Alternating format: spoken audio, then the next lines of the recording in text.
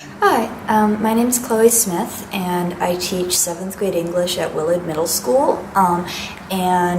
This year, the whole district has adopted a new curriculum for English classes at the middle school level. It's called Inquiry by Design, and you'll hear me refer to it as IBD because teachers love acronyms. Inquiry by Design, it's really naming a vital part of the curriculum, which is this idea of inquiry or questioning and of student-driven learning, in that it's much more about students identifying the questions that they have and then using the skills and the tools that they have with the teacher's support to do their own investigations and find their own answers. When a kid says, "Oh, what does voluptuous mean?" I would say, "Well, what do you think it means? Look at the text." And I would say, "Okay, well, when you have a word that you don't know, what are our strategies?" And someone would say, "Oh, well, we could reread it." And then I would have the actual text on my projector and I would model, thinking aloud as if I was working through the difficulty. What would I do? Going back over it, looking at the context, and I would model it and ask the kids to sort of fill in the blanks in my thinking that I was leaving out, so that then they could have a really active model of what it would look like on their own. So then they can practice and I can support them, and then eventually they'll be working on their own. So the students really end up having a lot of ownership of what they learn.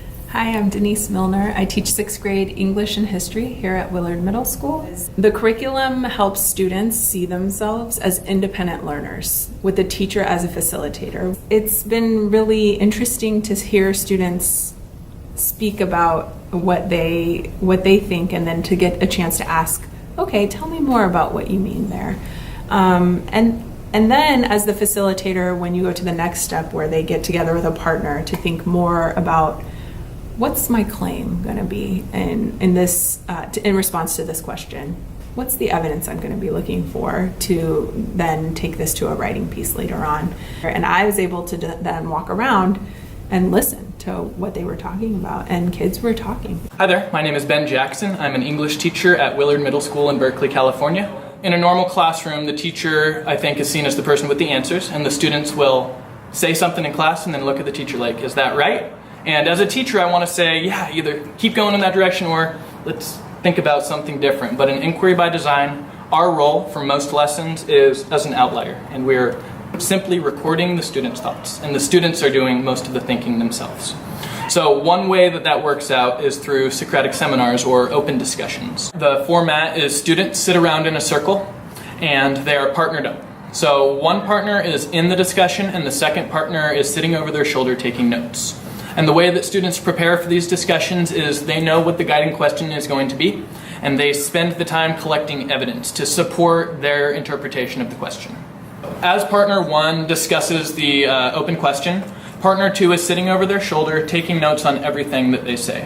So in a way, this is another way for the teacher to sink back to the edge and not be so focused on, is each student contributing to the discussion, because their partner is recording that information. IBD is very much a spiral curriculum, which is a teaching term, and that means that every year you revisit the same topics, but you build on them and you treat them in a more sophisticated manner. So the names of each big unit, they're called microcourses in IBD, are the same for each grade level. And the first unit for each grade level is called Creating a Text-Based Culture. And it has two parts. It has a part that's focused on the kids' reading life and a part that's focused on the kids' writing life. And the reason they use those terms is because it's really about creating independent, sustained habits of kids independently reading and independently writing. So the first micro course focuses on developing a sense of self as a reader, which means you interview books, you see if they're just right for you, you really get to know yourself as a reader.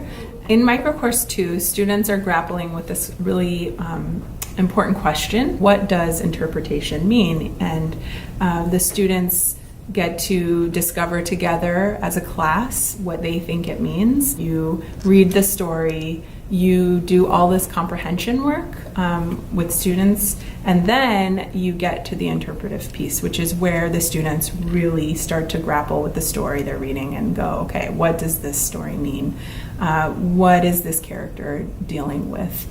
It's really powerful for kids to generate this thinking before they have to then create some sort of literary response to the story they're reading. So throughout the course of this first micro course, we studied the 3 short stories, and the order in which we broke them down is as follows. Comprehension work. Do the students understand what is being said in the story? Interpretive work. Can the students take the comprehension and make a claim based off the evidence? Discussion. Students are then comparing the ideas of their peers.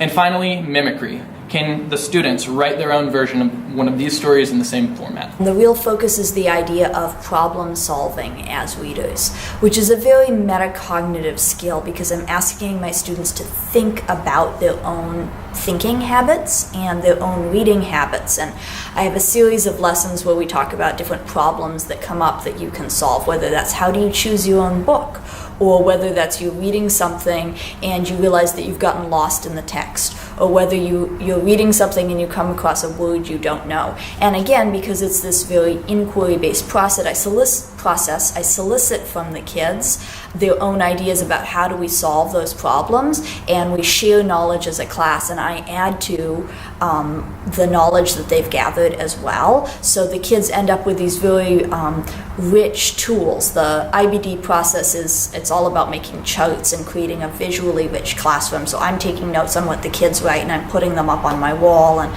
the kids are taking notes and they're keeping them in their notebooks, and then they're using these strategies that we've gathered together to then pursue their own interests. One thing that we look for as teachers is the independent learning and being able to keep asking questions on your own and to dive a little bit deeper than just that surface level, throw out your first thought and be done.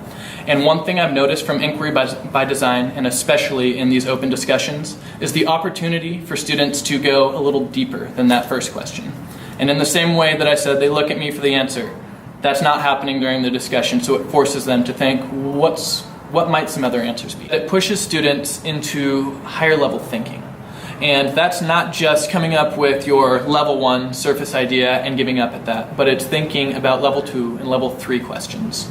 And this is all aligned to my personal teaching philosophy that we need to make our students independent learners. I think the powerful thing about this curriculum is that students read, they grapple with the text, they take notes, then they have some discussion, and they take more notes, and they do a little bit of writing, then they come back, there's more discussion, all of this preparing them to do some literary argument writing, which for 6th grade is, we've taught argument writing in the past, but never in this way, never with this students generating discussion together. And it's just powerful to see them helping each other critically think about answers to what seems like a very simple question. I just am excited to see what they will produce.